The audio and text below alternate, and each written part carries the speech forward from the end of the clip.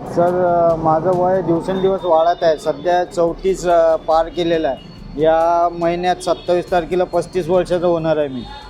1-2 वर्ष झाले तर माझं लग्न पण होणार नाही. मी माझ्या समाजात खूप मुली बघितल्या, पण सर्वांचे त्याच्यात 2 वर्ष निघून गेले. मला वाटलं आता जर काही आपण दुसरं काही असा पर्याय म्हणजे निवडला नाही तर आपलं लग्न होणार नाही. मला असं वाटलं बा देशातले मोठमोठे राजकारणातले सगळ्यात मोठे काम पवारसाहेबाच्या शब्दावर होतात.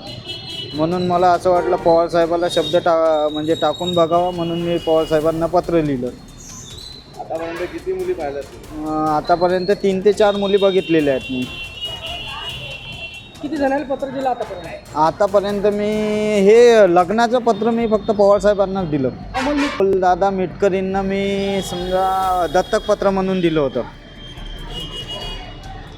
पत्र मागं देण्यामागचं म्हणजे तुमचा हेतू काय नेमकं? शरद पवारांनाच का दिलं? पवारसाहेबांना यासाठी दिलं किंवा पवारसाहेबच आहे माझं, म्हणजे या गोष्टीतून मला काढू शकतात म्हणून पवारसाहेबाला दिलं. आश्वासन मिळालं?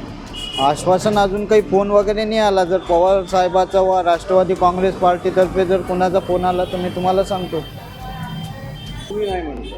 त्यांना मी जे हे दिलेलं आहे समजा बायोडाटा वगैरे माझी माहिती दिलेली आहे ते त्यांच्याजवळ सेव्ह वगैरे आहेत, पण त्यांचे इकडून समजा ते हे नाही येत आहे की बा हो या नाही पण नाही हो पण म्हणत नाही आहे, नाही पण नाही म्हणत आहे. म्हणून मी स्वतः कन्फ्यूज आहे. नकार होण्यामागचं कारण काय? नकार होण्याचं माझं वय वाढत आहे म्हणूनच. नाही, मुली का देत नाही असं काय वाटतं तुम्हाला?